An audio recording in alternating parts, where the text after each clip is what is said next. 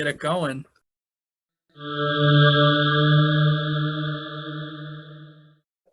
Yeah. Anyone else have anything they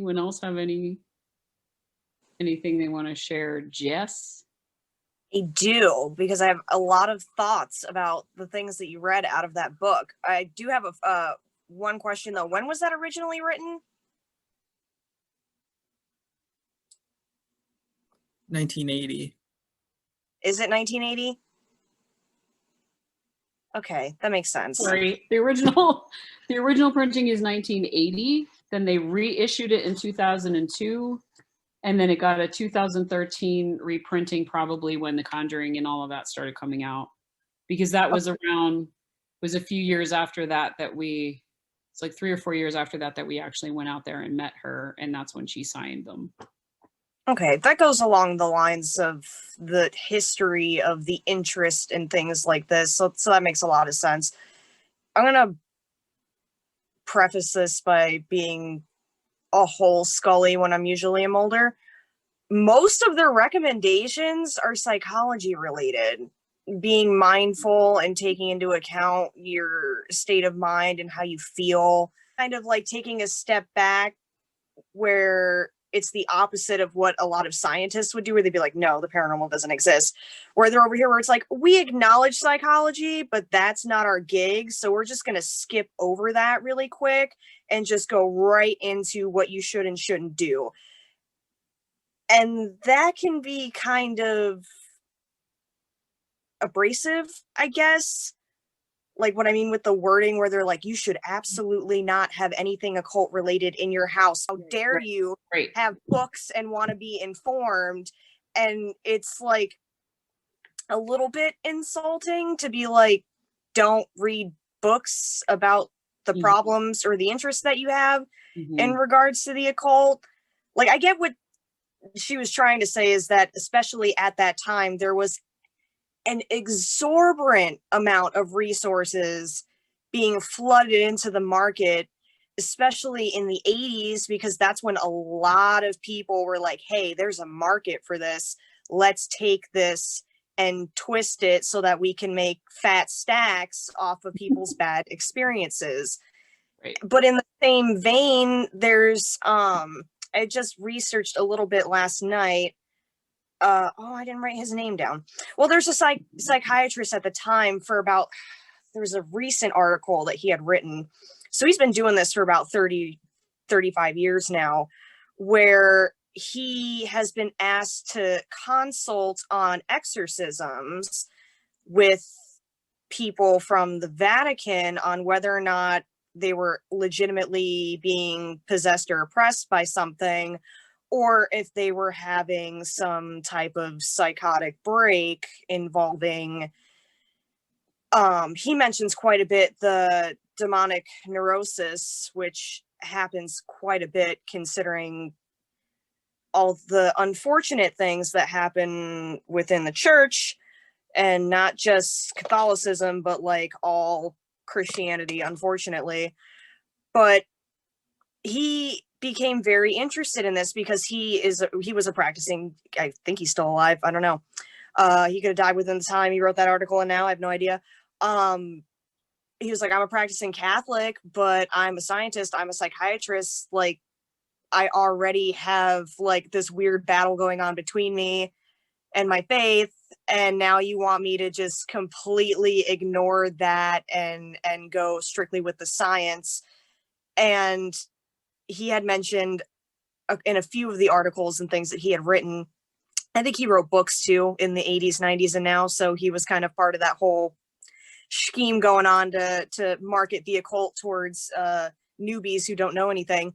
That you have to take into account the history of the world in general, and religion and science coming up together. Because one of the first things that anybody who has taken any psych class will know is that when they go into the history of psychology, one of the first things they're going to mention is demons because there wasn't any psychologists 400 years ago. They only had the church. So what the medicine was not anywhere, wasn't anything really. Like, it took people forever to figure out you got to wash your damn hands before you stick them inside somebody.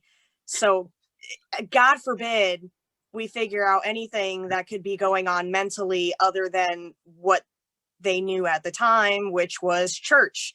A lot of people did not have any type of formal education that we know now. And if they did, it was only men who were allowed that. God forbid if you were a woman who was educated in any capacity, because she's a witch and we have to burn her, or she's possessed and we have to put leeches on her body and suck the demons out of her skull by drilling holes in it. That's what you learn. And it sounds so horrific if you're purely coming from like no religious background, just purely science. You can't believe that people used to think like this. But the fact of the matter is, people still think like that. And you have to take that into account when it comes to things like having delusions involving demons or hallucinations involving demons in terms of any type of mental illness, because that could be a million and one things according to the DSM-5, unfortunately. And for them to be like, make sure that you paint your walls pretty yellow or blue, like the psychology behind that is that it's calming. And because that was going to kind of be my point, is that it's dangerous to discredit the psychology, and it's dangerous to discredit that it could be something else, because that was part of the reasoning why a lot of psychologists were invited to come in and evaluate people to see what could possibly be going on, especially now where we know like way more now than we did in the 60s, 70s, and 80s, let alone hundreds of years ago. But like, shit, dude, they even made a show about it. Evil, the guy that works with the church and the girl that's a psychologist. That's literally what the show is about, is to try to figure out, are these possessions real? Are these phenomenons real? Or is it all psychology? Or is it truly a mixture of both, as I believe that it is?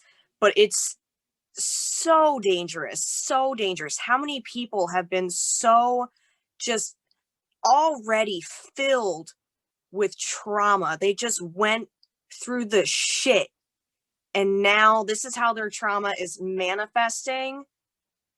And now, in order to try to get through that, whoever is around decides they need an exorcism.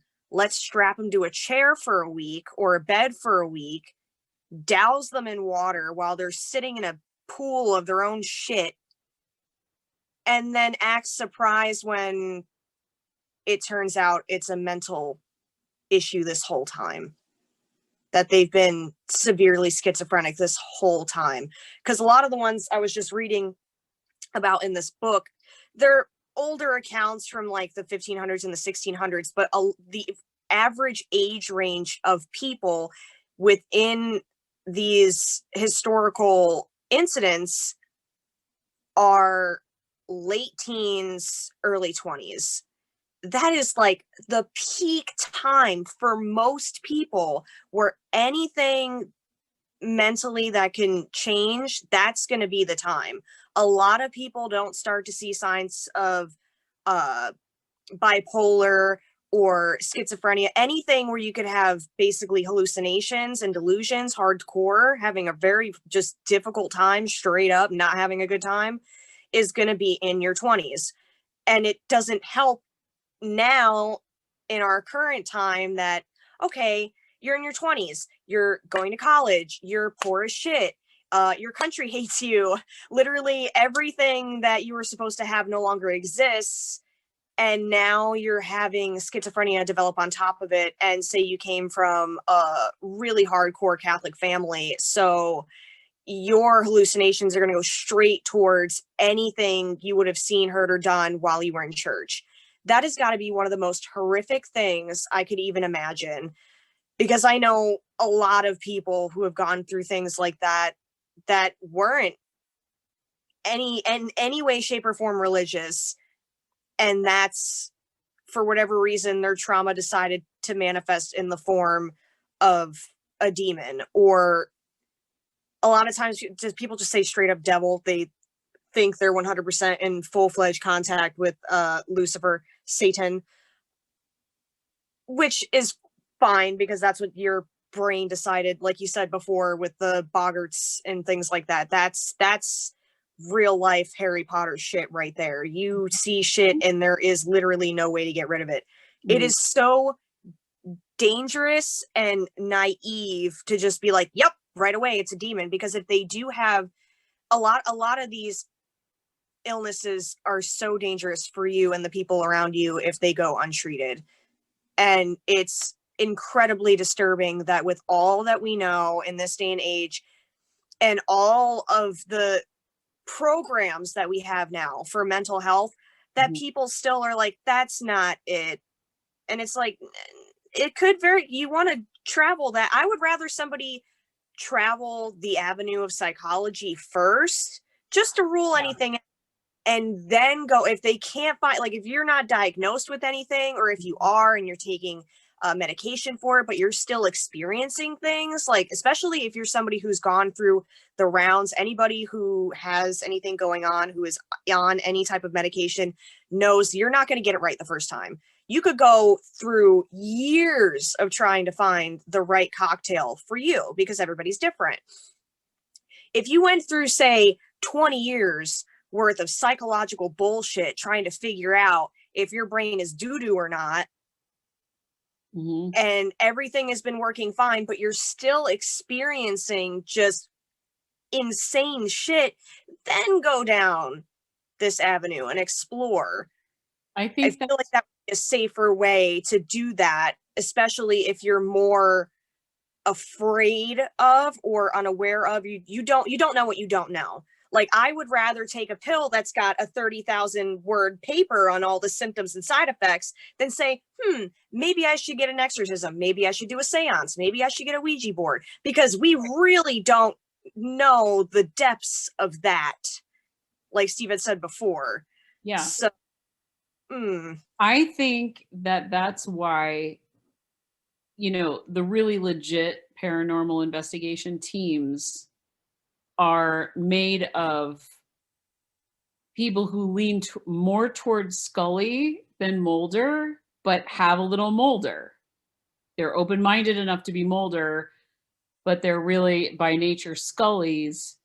And if they're worth their weight, and if they're really legit and they're really legitimately trying to help people, they're going into an investigative situation and they are really, truly trying very hard to debunk it, so that on all those levels, on all the mundane everyday levels, like there's high EMFs in your room, Heather, because the freaking power lines are attached to the outside of your room, and high EMFs wig you out. They cause rashes, they make you think you're being watched, all kinds of crazy kooky things happen. And that's science.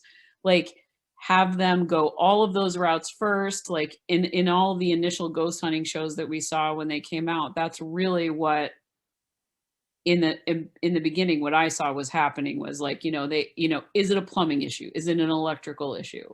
Is it an EMF issue? Is it, is something that you just haven't thought of that is naturally explained? And then if there's behavioral issues, and all of those things have been routed out and negated, like it's not any of those things, then you go the psychology route. Like, I do know that in the Warren Foundation now, that they absolutely consult with psychiatrists and psychologists, and they bring them in immediately. And 9 times out of 10, those are the issues. And there's been interviews. We just listened to a podcast with one of the people who work with them this past weekend, where they were both stating absolutely 90% of the time that we get these calls, it's a psychological issue, or it's an issue that's easily remedied physically, like with science.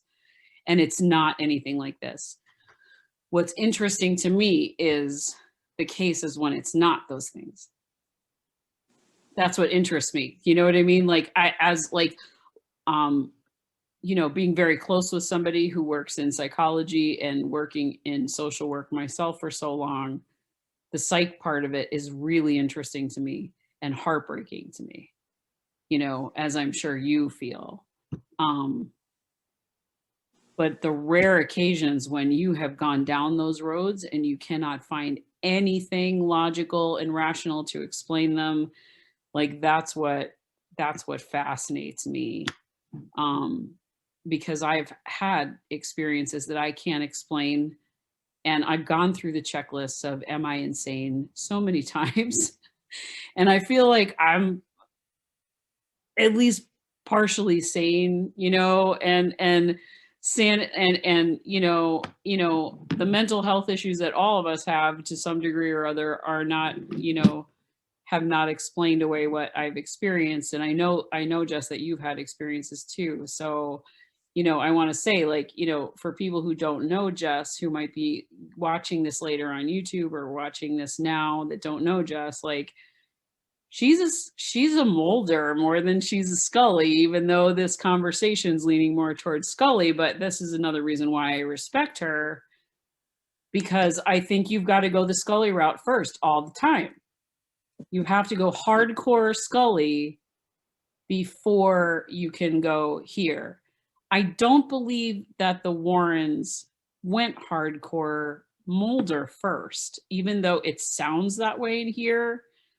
I don't think they did. But I can absolutely be an idiot and not know what I'm talking about. So we'll find out more eventually. But I love everything that you said. I love where that convo just went. Just saying. Thank you. Yeah. Because it is one of those things, like I had said before, where people look at the history, just general history, and specifically the history of psychology, and you read about and see diagrams of the absolutely horrific things that people would have done to them in order to rid them of, whatever might be ailing them, whether they thought it was a demon, or it's kind of funny seeing a lot of the words that they used to use where you're just like, you were on the right track, buddy, but that doesn't help you at all. Like, you were like, one of the ones I'll see quite a bit, actually. I have a lot of like books on herbs and things like that, like written in a time where people would have to actively like know what they were picking up from the ground, or they would be Yeah. Right. poisoned to die, or poisoned and have happy fun times in the forest Right. for 3 days. Where they refer to rheumatism and things like that all the time, where it's like, okay, that does not have the same definition now as it does then. And it's the same thing when you see the written descriptions of what people who were allegedly possessed were saying and doing. It's like, okay, well, if you took that and then showed it side by side with somebody going through a schizophrenic episode, you would be like, okay, how if you didn't know which was which, you would not be able to tell the difference. And that's why I think it's very scary to think that till this day there are people that are suffering horrendous traumas just because they're going through the absolutely worst time with mental health issues. And the people of the area, because a lot of times it ends up being in really rural areas in other countries where they're just like, nope, you're possessed, gonna cut this chicken open over you, and the blood will draw the demon out, and we'll shove it into a mirror and then break the mirror and everything will be good. And it's like, nope, they're just having a really, really bad episode because that literally you killed a chicken that they were going to eat later. Like, Yeah, and with all due respect to everybody's belief systems, let's put that out there. yeah, absolutely. But at the same time, like, this is another reason why, when I get asked like what this group is about, I am very happy to say right now we're at a point where it's just about opening up the dialogue and education Because this is why I don't right now imagine myself ever feeling comfortable doing legitimate investigations, because who's going to be able to teach someone how to tell for sure, what you're looking at? You know what I mean? I'm always going to go in the direction of this is probably, this could possibly be trauma related. This could possibly be psych related. And even if all the evidence, and this is me saying this with having had many experiences, many negative, terrifying experiences that I can't explain, that I really have done the check and balance system with myself, and talking to other people in the psych field even about the experiences that I've had, and having no logical explanation for them. So I've had experiences that I believe were true paranormal experiences. I would not feel comfortable having the weight of possibly making that mistake on me as an investigator. You know what I'm saying? I just wouldn't. Right.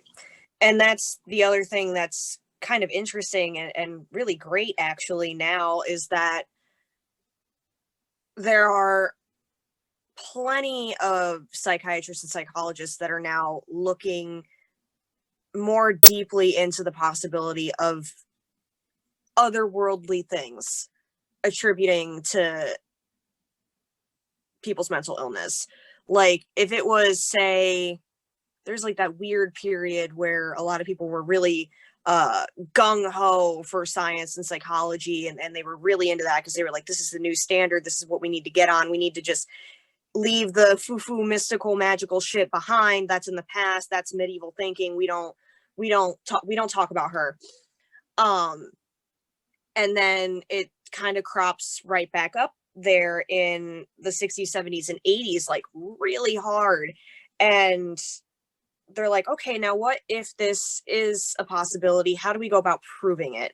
Which is great, because it is really bridging that gap between science and the paranormal or the occult, which is fantastic, because that's basically the goal of what everybody's been wanting this entire time, especially when it comes to things like demons and stuff like that. Because I know plenty of people, interestingly enough, I feel like this is, you could have two career paths when you have had something unexplainable happen to you. You could either go just straight towards some type of religious aspect or straight towards some type of psychological science aspect. And want something, you'll find something in one of those fields. And it's great that we have people on both sides wanting to bridge that gap and make a little olive branch, which is just fantastic. And I'm seeing quite a few scholarly articles actually discussing whether or not things are paranormal and demon related, specifically over mental health issues.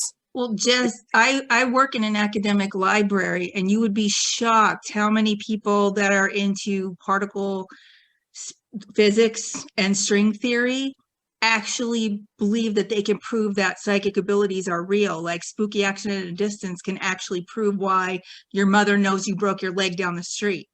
They literally believe that they can prove it, like, and measure it.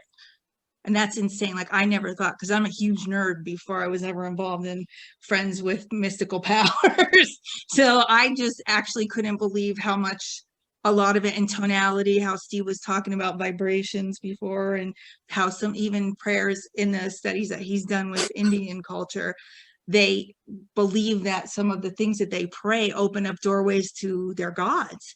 And it's, if you read it now or even look at sound things, like they do sound research now. And if you look at mandalas and the sound of what a mandala makes, it's, you can watch videos about it online. It actually, it calms you, but it also literally makes a shape. This, like if they throw sand on a speaker and play the Om sound, it'll literally make a mandala. Like, it's insane. So there is a science to it, and there is a psychology to it. I mean, Bill could share his own experiences with his mother. She has mental illness, and I mean, you speak for yourself, but Yeah, growing up, my mother was diagnosed with